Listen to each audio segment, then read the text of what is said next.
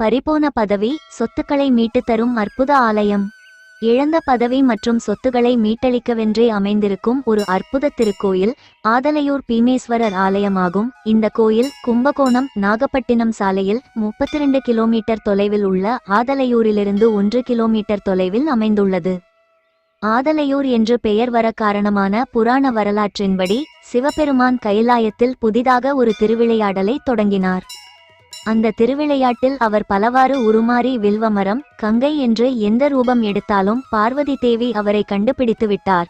இதையடுத்து சிவபெருமான் பூலோகம் சென்று பசுவாக உருமாறினார். அது ஒரு முரட்டு பசு. அது யாருக்கும் அடங்காமல் எல்லோருக்கும் துன்பங்கள் கொடுத்ததால் அதை ஊர் மக்கள் கட்டி வைத்தனர். ஆனால் அங்கே வந்த பார்வதி தேவி பசுவை கண்டு மனமிறங்கி அதை அவிழ்த்து விட்டு விட்டாள். பசு உருவத்தில் இருந்த சிவபெருமான் தனது சுய உருவத்தை காட்ட பார்வதி தேவி மிகுந்த ஆனந்தம் அடைந்தாள். இதனால் ஆனந்தநாயகி என்னும் பெயர் இத்தலத்து அம்பாளுக்கு ஏற்பட்டது. ஆ என்றால் பசு, தலை என்றால் கட்டுதல், பசுவை கட்டி போட்ட இடம் என்பதால் இந்த ஊருக்கு ஆதலையூர் என்ற பெயர் ஏற்பட்டது. அது நாளாவட்டத்தில் மருவி ஆதலையூர் என ஆயிற்று.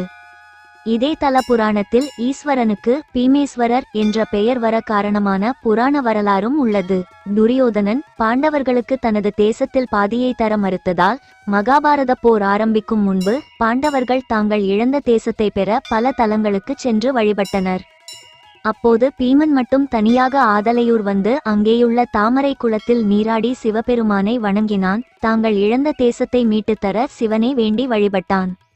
சிவபெருமான் பீமனுக்கு தரிசனம் அளித்து அவனுக்கு ஆசி வழங்கினார். பிறகு குருக்ஷேத்திர யுத்தம் நடைபெற்றது. பாண்டவர்கள் தாங்கள் இழந்த தேசத்தையும் பதவியையும் மீட்டனர். பீமன் இங்கே வந்து வழிபட்டதால் இங்கேயுள்ள ஈஸ்வரனுக்கு பீமேஸ்வரர் என்ற பெயர் ஏற்பட்டது.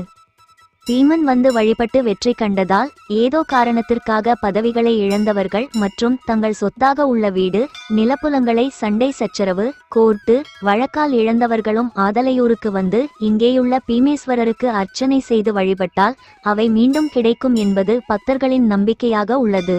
தற்காலத்தில் தேர்தலில் நிற்பவர்கள் தாங்கள் ஜெயித்து பதவியை அடைய வேண்டும் என்பதற்காக இங்கே வந்து வழிபடுவதால் இந்த பீமேஸ்வரர் கோயில் தேர்தலில் வெற்றிக்கும் ஒரு பிரபலமான கோயிலாக உள்ளது.